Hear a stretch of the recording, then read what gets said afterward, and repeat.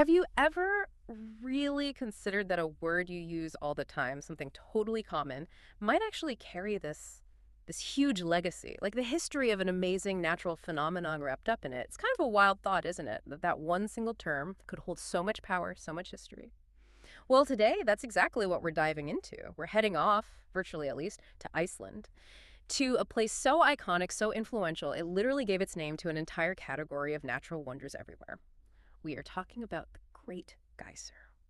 Yeah, our mission today is to get beneath the surface of this geological marvel. We want to unpack its linguistic impact, which is fascinating in itself, and trace its dramatic history eruptions, quiet periods, human interactions over centuries, and really get what makes it such a unique and honestly eagerly watched spectacle even now. So you're joining us on this journey to understand this geothermal icon, and I have to say, I'm really excited about some of the surprising details we dug up. And I'm here to add that context, connect the geology, the sheer forces at play, with the history and the cultural weight it carries. It's a story that's much richer than just, well, watching water shoot up. It's about understanding a living piece of Earth's history and how we humans fit into that picture. Okay, so let's start right there. Just picture this. A natural wonder, so powerful, so impactful, it ends up naming all the others like it. That's exactly the story with Geysir. It's almost hard to wrap your head around. It really is quite something. Geysir, or the Great Geyser, as it's often called, is the specific geyser that gave us the word geyser. Not just in English, but, well, in many languages across the world. It's the linguistic starting point for that whole type of feature. Yeah. And the name itself, its origin, goes way back. It comes from the Old Norse verb geisa, which basically means to gush or to erupt. Pretty descriptive, right? It perfectly captures that sudden, energetic burst you see. What's really amazing is how that specific action verb turned into a global noun, defining a whole class of things. That is just, wow, a revelation right there. It means Geysir isn't just a tourist spot, it's a cultural marker, a linguistic anchor point. To think one place could get so deeply embedded in how we talk about the planet. From Yellowstone to Kamchatka, they all owe their name, in a way, to this one spot in Iceland. That speaks volumes about its original impact, surely. Absolutely. It tells you a lot about how humans observe and categorize. You see the biggest, the most impressive example first, and that becomes the standard. It really hints at the sheer awe Geyser must have inspired in people who saw it way back when. So we know the name itself is packed with history. But how far back does the actual physical story of Geysir go? What's the geological timeline here? Well, the geothermal area around Geysir, the system we see remnants of today, started forming around 1150 CE. And that date isn't just pulled out of thin air. It's based on careful geological work, looking closely at the layers of sinter deposits. Those mineral crusts left behind by the hot water over centuries. They act like rings on a tree, geologically speaking, letting us date its activity. And the location itself is pretty dramatic. Geysir sits on the slopes of a lava dome called Laugardalsfjall in the Hakadulur Valley in southwest Iceland. If you picture it, it's not just Geysir in isolation. The whole valley is practically buzzing with geothermal energy, mud pots bubbling, steam rising from vents. It's a very active place. And it seems like people noticed its power pretty early on. Our sources say Geysir gets its first written mention in Icelandic records way back in 1294. What's really interesting about that mention is that it came after some major earthquakes in the area. Did those quakes sort of wake it up? Oh, absolutely. Earthquakes are a huge recurring character in Geysir's life story. Those early quakes weren't just background noise. They often reshaped the whole underground plumbing system. They could create new cracks, change water flow, and often give Geysir's eruptions a major boost. Yeah. It's like the Earth shaking things up literally kickstarted its activity again. The ground trembles, the water responds. And speaking of activity, some of those early eruptions sound absolutely terrifyingly powerful. We found mentions of events around 1630 that were apparently so intense, people said the whole valley floor seemed to tremble from the geysers' force. Can you even imagine seeing that? Just this raw, ancient spectacle, the ground shaking, steam blasting hundreds of feet up, the noise. Without our modern science, it must have seemed almost alive. Exactly. Those early accounts paint a picture of immense, almost, frightening power. It wasn't a gentle fountain, it was visceral. It connected people directly to the untamed energy of the planet. And events like that, they would have absolutely fueled local stories, myths, legends about this powerful, unpredictable force.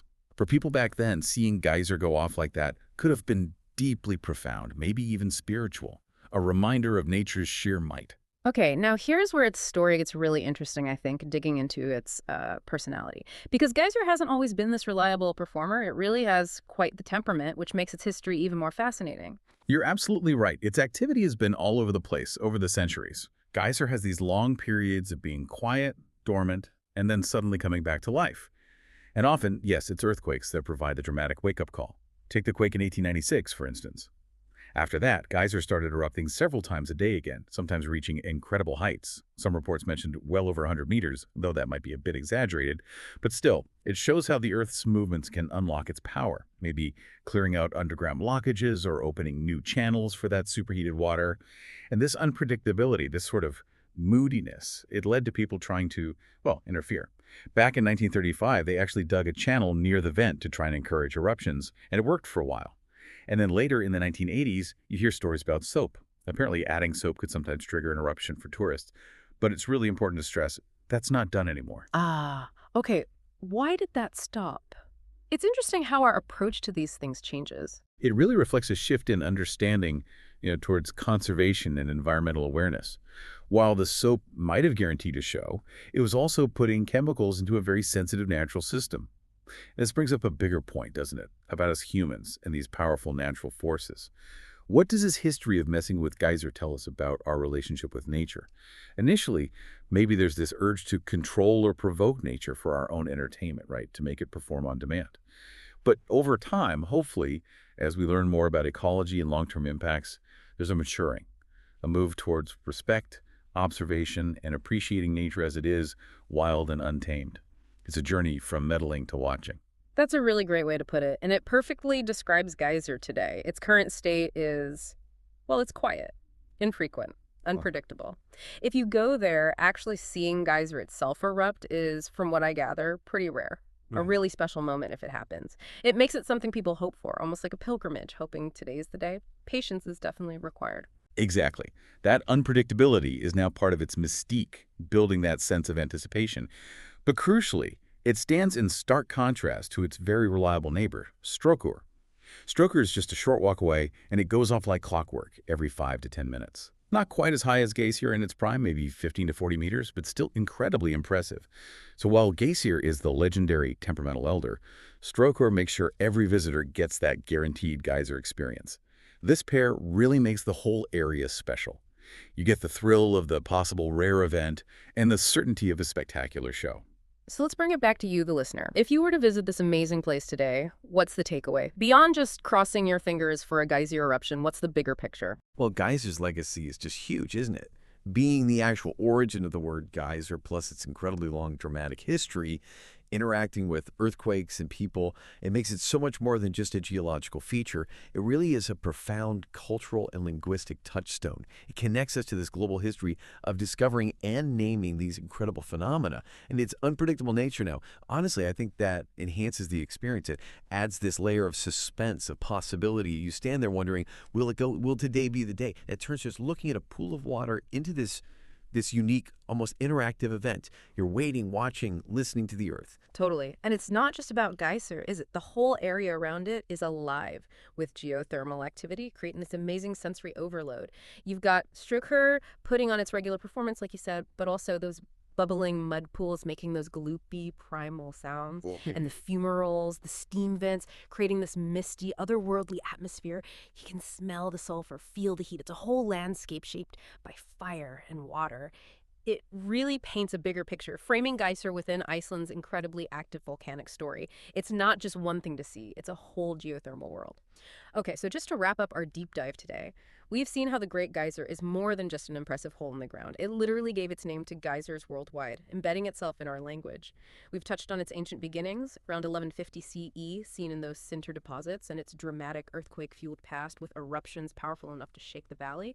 We also talked about its rather fickle nature, its periods of dormancy and revival, and how humans have tried, sometimes unwisely, to influence it over the years. And finally, how even in its current quiet phase, Geysir remains this iconic heart of a vibrant geothermal area, offering a rich experience alongside its more predictable neighbors like Strokr. And understanding one place like Geysir, it really deepens your appreciation for everything. It connects language, geology, human history, our relationship with nature's power.